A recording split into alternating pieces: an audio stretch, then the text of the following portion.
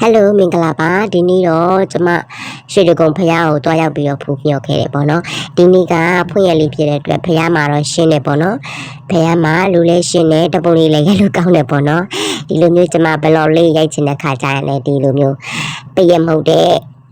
ဒီလိုဖွင့်ရကလေးတွေကိုတွားပြီးတော့ဘလော့ရိုက်တယ်ဆိုရင်တော့ပို့ပြီးတော့ကောင်းတယ်ပေါ့နော်ဒါတော့အခုကျမဖះကိုတွားမယ်ဖះကိုတွားပြီးတော့ကျမဂျူလိုင်လေးမှာဖះကိုရေချမ်းတဲ့ဒီပန်းလေးကမှဖြစ်ပါတယ်ကျမတို့ဘလော့လေးတွေရိုက်ပြီးတဲ့ညီမလေးကိုလည်းကျေးဇူးများကြီးတင်ပါတယ်ရှင်ကျမဖះကိုတွားပြီးတော့ဒါနေလေးပူတာလေးတော့တခုတော့ရှိရပေါ့နော်ကျန်တာလေးတော့အကုန်ကောင်းပါတယ်ကျန်တာလူလဲရှင်တယ်ပေါ့နော်ဖះမှာကိုနောက်မဆိုလူတွေရမ်းရှုံရင်တွားတာတိတ်အဆင်ပြေပေါ့နော်ဒီလိုဖွင့်ရကလေးတွားတော့အဆင်ပြေပါတယ်ဒါအခုကျမဖះကိုရေချမ်းလေးကပ်ပါပေါ့နော်ရေချမ်းရဲ့ပန်းလေးရဲ့ကပ်မှာဖြစ်ပါတယ်ရေချမ်းရဲ့ပန်းလေးရဲ့ကပ်မှာဖြစ်ပါတယ်ဖះကိုကျမရေချမ်းလေးတွေကပ်မှာဖြစ်ပါတယ်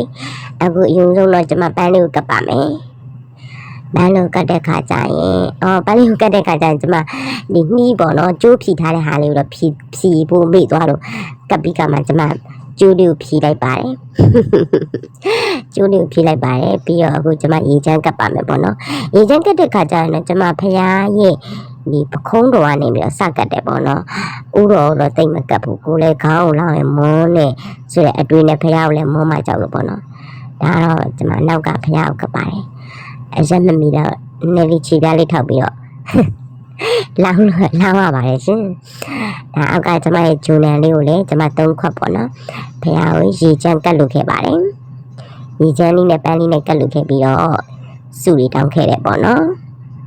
စုရီတောင်းခဲ့ပါတယ်ဒါကျမတို့3ယောက်ဒါညာဘက်ကနေဖះကိုပတ်မယ်ဆိုပြီးတော့ဒါကတော့ပတ်ကြတာပေါ့နော်ပတ်ကြတာပါညာဘက်ကနေပြီးတော့ဘယ်တစ်ပတ်ပတ်မယ်ဆိုပြီးတော့3ယောက်သားတက်ညီလက်ညီနေဘူးတဲမှာဖះကိုပတ်ပါတယ်ဖះကိုပတ်ပါတယ်ဖះကိုပိုင်းနဲ့ဗီဒီယိုရေးရိုက်တာပေါ့နော်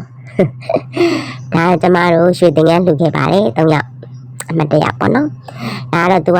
ကိုရိုက်ပေးပါလမ်းလျှောက်တဲ့ဟာလေးရိုက်ပေးပါဆိုလို့ကင်မရာမန်ရိုက်ပေးနေပါတယ်ဘယ်နေရာတော့ကင်မရာမန်လုပ်ပြီးတော့အမကြီးပါကျမတို့တပုံလေးရိုက်ခဲ့ပါတယ်တပုံလေးလည်းရိုက်တယ်ပေါ့နော်ဒါသူလမ်းလျှောက်တာတပုံလေးရိုက်ပေးပါတယ်တပုံကတော့ post မျိုးစုံနဲ့ကင်မရာမန်ကလည်းတိချာချာရိုက်ပေးနေပါတယ်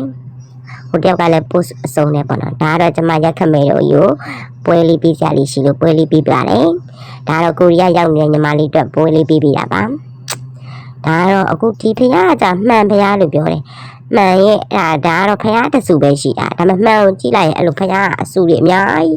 ပုံစံမျိုးပေါ့နော်အများကြီးဖះတွေပုံစံမျိုးဟိုဘက်ဖះဟိုဘက်မှန်ကိုလည်းကြည့်လိုက်ရင်ဖះတွေကတောက်လျှောက်အဲ့လိုမျိုးမသိရင်ဂူထဲကလို့ဖះတွေပုံစံမျိုးပေါ့နော်အဲ့လိုမျိုးဖြစ်တယ်နော်အမှန်တော့ဒီဖះ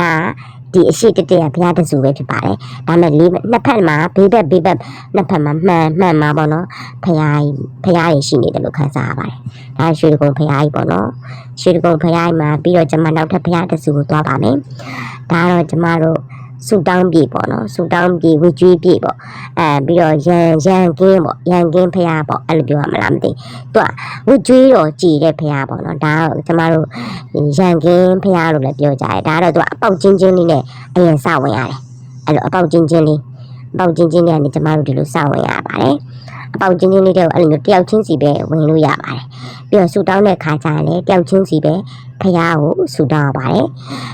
ပြီးတော့ဝကျွေးကြည်ပေါ့ဝကျွေးကြည်ဖះပေါ့နော်ဝကျွေးရှင်ကြည်ပါစေပေါ့အဲ့လိုမျိုးစုလေးတောင်းခဲ့ပါတယ်စုလေးတော့ကိုလိုချင်တဲ့စုလေးအများကြီးတောင်းခဲ့ပါတယ်ဒါကတော့တောက်ချင်းစီစုတောင်းရတာပေါ့နော်တောက်ချင်းစီကိုဝင်ပြီးတော့ဟိုဘက်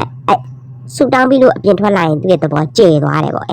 လွတ်လပ်ထွက်လို့ရသွားတယ်သဘောကအခုချင်းလေးကနေဝင်တယ်ပြီးရင်ဆူတောင်းတယ်ပြီးရင်ဒီလိုဆူတောင်းတယ်တယောက်ချင်းဆူလို့ဟိုဘက်ကတန်းစီရတယ်ပေါ့နော်တယောက်ချင်းဆူတောင်းရတယ်ပြီးရင်ဒီဘက်ကိုရောက်တဲ့ခါကျရင်အကျယ်ကြီးပေါ့ကိုဆူတောင်းပြီးလို့အကျယ်ကြီးရောက်သွားတယ်ဆိုတော့ပုံစံမျိုးအဲ့လိုကျဲသွားတယ်ပေါ့အဲ့လိုမျိုးဆူတောင်းပါတယ်အဲ့လိုဖះပေါ့နော်ဖះကိုလည်းကျမတို့ဝင်ခဲ့ပါတယ်ဒါကတော့ကျမတို့ဘာတွေဆူတောင်းကြလဲဆိုပြီးတော့ကားပေါ်မှာ sharing လုပ်တာပါဘာတွေဆူတောင်းကြလဲဆိုတော့ကားပေါ်မှာ sharing လုပ်တာပါတယောက်ကလေးစီဆူတောင်းတာဘာလဲဆိုတော့ပြန် sharing လုပ်တာပါပြောပြတာ